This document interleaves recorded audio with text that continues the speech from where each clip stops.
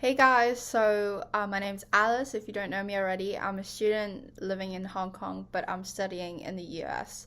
So today I want to talk about how the pandemic has affected my experience studying abroad. And I'm sure you guys know that the pandemic has affected every sphere of our daily lives. And this I can talk about this forever. But I would first like to talk about how it's impacted my academic life. So the most obvious consequence is that a lot of my lessons are online because professors are old and at university you usually get really big lectures with 800 people and stuff like that. So I counted that 3 out of 14 of my lessons in person. That's not a lot at all. A lot of them are on Zoom. I'm sure you guys know Zoom, and instead of in-person discussion, with the person sitting next to us, we have breakout rooms with our classmates online. And to be honest, I don't really mind it because I still get to interact with people. But I do notice that I get distracted more easily just because the professor won't see that I'm going on my phone if it's on Zoom. So it's pretty bad. I do need to exercise more self-control. But otherwise, I feel like I'm learning pretty much as I did before the pandemic came along. I really miss just making friends in lectures, talking to random people because the online format is pretty restricted.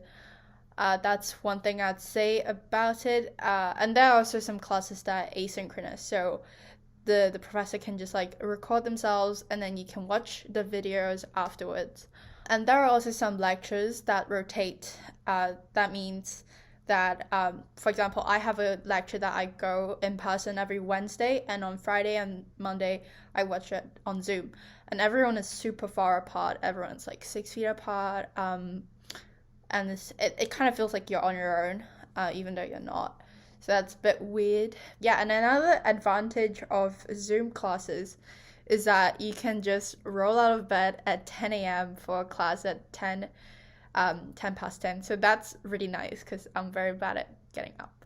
Oh, and lots of spaces are limited. For example, I feel like before the pandemic, you can just show up at the library and find a spot and sit down and study. You can't do that anymore. You have to reserve in advance, reserve a slot for an hour. And it's already strict. You can only be at a place for such an amount of time. That's the same with gyms. You have to book your slot. I really miss those things because I love going to libraries and gyms. That's annoying. And then also just in general, that everywhere you go, you see these little notices and slides saying that this room can only have such an amount of people, and there are definitely people checking on that limit, which is good. But again, it makes it so much harder to see friends. Yeah, and I mean that's kind of the point of the pandemic, right? Now I'd like to move on to the social aspect of my life. Yeah, so as I said, it's harder to see friends. There's a limit on in-person gathering. Right now it's 10 people, and we at my university, I feel like they're doing a great job because we get tested twice a week. We're probably one of the most tested populations in the world. If you test positive, they put you in a hotel, and all your contacts will also be put in the hotel with you. So it's very quick, if you get it, everyone around you, and you get put into the hotel. So that's how my university is trying to contain the pandemic. And last semester, I think they did a really good job. There were days without any cases.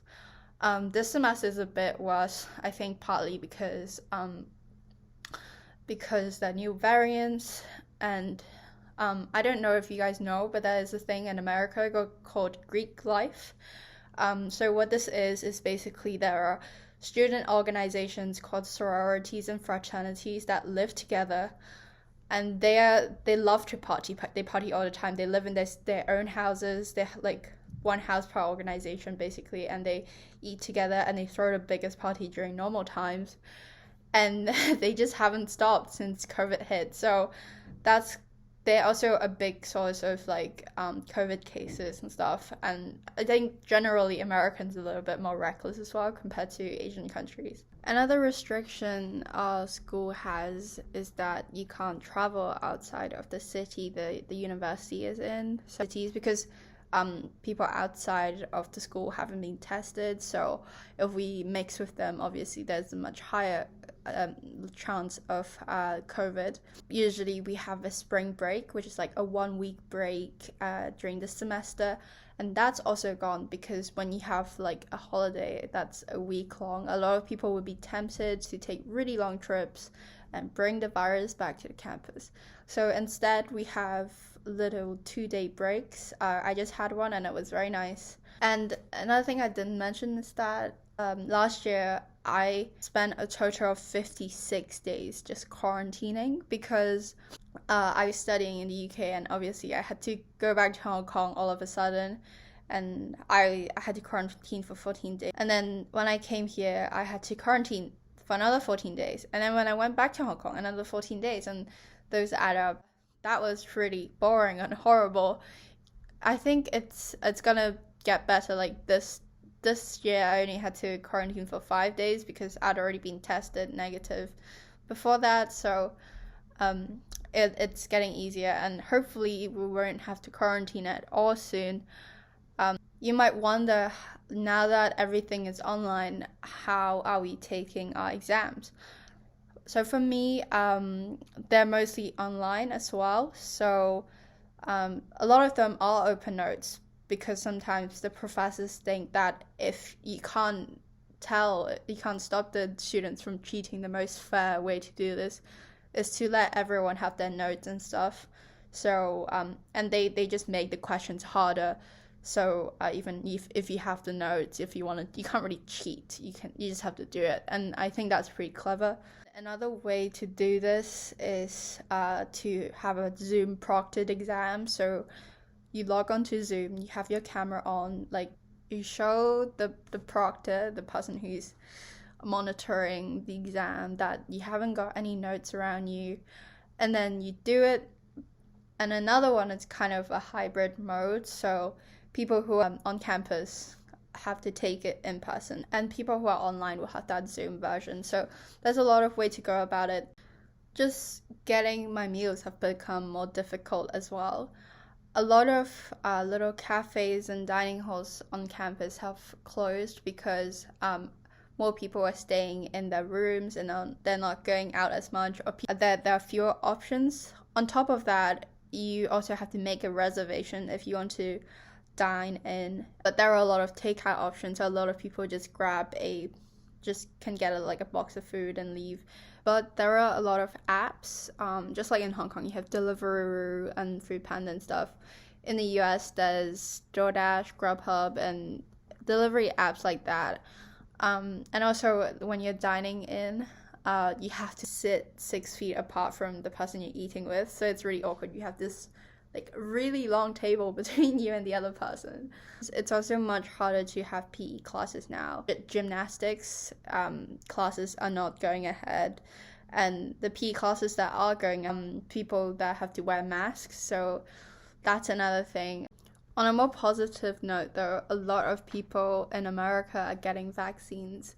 Some of my friends who work in a dining hall, so they're frontline workers, or people who have severe asthma or other conditions, they've already got the vaccine. It's really reassuring. And mental health wise, COVID has definitely been very depressing for lots of people because you can't see any of your friends. And I know a couple of people who did their last semester online, and they come here and they don't know anyone. But they also can't make friends that easily because you can't really just meet new people randomly. Yeah, it's really tough. It's definitely a lot scarier and difficult to go downtown to eat in restaurants outside of the campus as well, because it's a ton of strangers that you don't know where they've been. So a lot of times we just get taken. All the extracurricular activities like clubs are not the same anymore. For example, like the meetings are online. With all these people breaking rules, does the university do anything to punish them? I think they do to a certain extent. I don't really know because they try to keep everything confidential to protect the students' privacy. Only 4 people are allowed in a room at any time.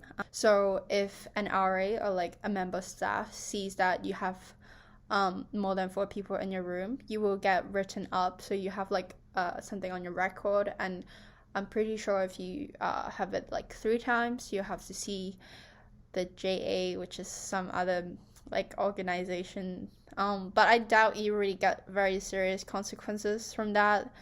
I've heard that someone might have got suspended, but I really doubt they have like severely punished anyone. I wish the school's administration would do more to kind of set the example for what we shouldn't be doing and punish them accordingly. Career fairs too are completely virtual. So I'm a freshman, so I'm in my first year, so I'm not really like desperate to get a job right now.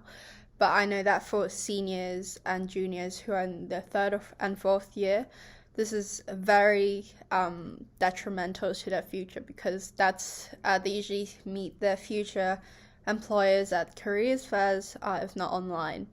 And I remember last semester there was a career fair on this software, but then it crashed, so they couldn't do anything about it.